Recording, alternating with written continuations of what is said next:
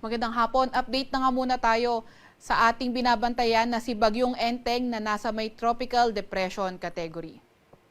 Ito ngang si Enteng ay kaninang alas 4 ng hapon huling namataan na nasa may layong 115 kilometers southeast yan ng Virac, Catanduanes. Ito ay nagtataglay ng lakas na hangin na 55 kilometers per hour malapit sa sentro at bugso na abot sa 70 kilometers per hour. Ito ay kumikilo sa direksyong northwest sa bilis na 30 kilometers per hour. Ito nga yung nakikita nating track netong si Enteng. So nakikita natin itong yellow na nakapalibot sa kanya. Ito yung area ng malalakas na hangin. Possible ang signal number 1 to 2 sa areas na yan. At itong enclosed na white area ay ito yung area of probability. So within this region, pwedeng mapunta yung sentro nga netong si Enteng. So inaasahan natin after 24 hours or at 2 p.m. tomorrow, posible itong nasa may 170 kilometers silangan ng Baler, Aurora. And then after 48 hours or 2 p.m. on Tuesday over the coastal waters of Calayan, Cagayan, and September 4, 2 p.m. over the coastal waters ng Burgos, Ilocos Norte. So dahil nga rin dito sa Bagyong Enteng ay meron tayong nakataas na tropical cyclone wind signal. Ang pinakamataas ay signal number 1 dito sa may southeastern portion ng Cagayan, sa may eastern portion ng Isabela, sa may southern portion ng Quirino, sa may Polillo Islands, kabilang na nga ang southern portion ng mainland Quezon, dito rin sa may Ilocos Norte, or Camarines Norte rather, Camarines Sur, sa may Catanduanes, sa may Albay, sa may Sorsogon, dito rin sa may Masbate, kabilang na nga ang Ticao at Burias Islands. Then meron din tayong signal number 1 sa may Northern Samar, sa may Eastern Samar, sa may Samar, sa Biliran, at sa may northeastern portion ng Leyte. Ano nga ba yung inaasahan natin sa mga malalakas na hangin? So, etong Tropical Depression Enteng, posible nga magdala ng mga malalakas na mga pag-ulan, kabilang na nga etong southwest monsoon o habagat. So, may kita natin mayroong mga lugar na naka-light blue at naka-white. So, yung mga naka-light blue, ito yung coast ni Enteng, at yung mga text or yung mga lugar under white ay caused by southwest monsoon. So 100 to 200 millimeters of rain sa may Polillo Islands, Catanduanes, Camarines Norte, Camarines Sur, sa Masbate, Albay, Sorsogon, Northern Samar at Samar. Then kabilang na nga Occidental Mindoro, Northern Palawan, kabilang ng Calamian, Cuyo at Cagayancillo Islands, Antique at ang Negros Occidental. So for today, 50 to 100 millimeters sa mga pag-ulan. Sa may Metro Manila, nalalabing bahagi nga ng Calabarzon, Marinduque, sa may Romblon, Eastern Samar, Biliran, at ang northern portion ng Leyte. Sa may Oriental Mindoro din, sa may Central Visayas, at ang nalalabing bahagi ng Palawan, Western Visayas, at Negros Island Region.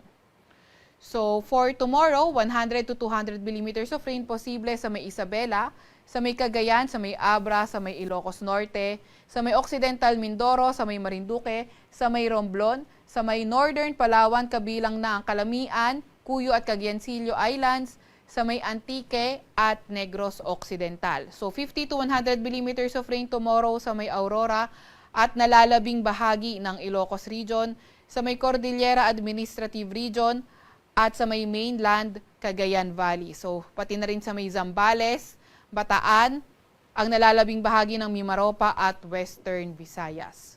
So, posible naman 100 to 200 millimeters of rain sa may on Tuesday sa may Babuyan Islands, sa may Apayao, Ilocos Norte, northern portion ng Ilocos Sur, Zambales at Bataan, at 50 to 100 millimeters sa mga pag-ulan sa may Batanes, sa may mainland Cagayan, nalalabing bahagi ng Cordillera Administrative Region, Ilocos Region, Benguet, La Union, Pangasinan, Metro Manila, Cavite, Batangas, Occidental Mindoro at ang northern portion ng Palawan. So, sa mga areas na nabanggit natin, ay pinag-iingat nga natin yung mga kabayan natin na nakatira sa mga landslide at flood-prone areas dahil posible nga yung mga pagbaha o pagguho ng lupa. And then, sa mga elevated at mountainous areas, yung forecast rainfall ay posibleng maging mas mataas. Kaya sa ating mga kababayan, lalo na yung mga inuulan ng mga nakaraang araw pa, ay kung maaari ay laging maging updated sa ilalabas ng mga advisory ng Pag-asa at laging makikoordinate sa ating local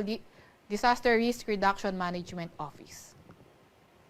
Naasahan nga natin na magdadala rin ng bugso ng malalakas na hangin itong enhanced na habagat for today to tomorrow afternoon sa may Mimaropa, Western Visayas, Central Visayas, Negros Island Region, Eastern Visayas, yung mga walang signal sa Eastern Visayas, sa may Caraga Region, sa may Northern Mindanao at Zamboanga Peninsula. And then for tomorrow afternoon to Tuesday afternoon sa may Zambales, sa may Bataan, sa may Aurora, Bulacan, Metro Manila, Calabarzon, sa may Mimaropa, Bicol Region, Visayas, at sa may Caraga Region. So for Tuesday afternoon to Wednesday afternoon, sa may Zambales, Bataan, Aurora, Bulacan, Metro Manila, sa may Calabarzon, sa may Mimaropa, Bicol Region, at sa may Western Visayas. Meron nga din tayong nakataas na gale warning sa ilang baybayin ng ating bansa, particularly nga dito sa may Catanduanes, sa may Camarines Norte, sa may eastern coast ng Camarines Sur, eastern coast din ng Albay, eastern coast ng Sorsogon, at ang northern at eastern coast ng Northern Samar. Kaya nga mapanganib pumalaot sa areas na yan. Sa hazards naman natin sa coastal waters, ito yung mga areas na nabanggit natin na may gale warning. At moderate to rough seas naman sa may eastern seaboard ng Central Luzon at pati na rin sa may southern Luzon sa mga walang gale warning. At ang eastern seaboard ng Eastern Samar at seaboard ng Kalayaan Islands. And then moderate seas sa may southern seaboard ng Calabarzon, yung remaining seaboards ng Bicol Region, Palawan, Eastern Visayas at ang seaboard ng Western Visayas, then northern at eastern seaboards ng Caraga Region at ang eastern seaboard ng Davao Oriental. Ito naman yung inaasahan natin sa magiging track nito. So inaasahan natin generally yung pagkilos nga nitong si Enteng ay generally northwestward hanggang bukas ng umaga.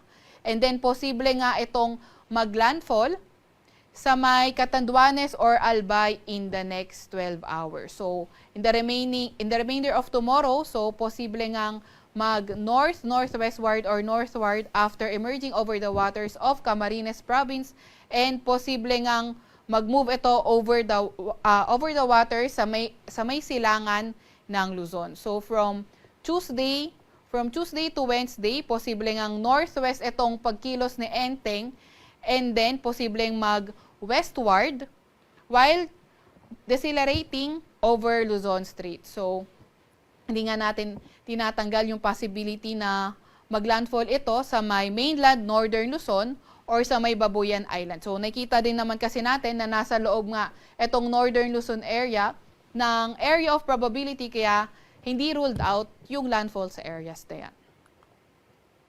So, in the next 12 hours, posible ngang lumakas etong si Enteng at ma-reaching niya yung tropical storm category. And then hanggang Wednesday, early Wednesday ay posibleng manatili ito as tropical storm at peak intensity nito by Thursday or Friday at ito ay nasa may typhoon category.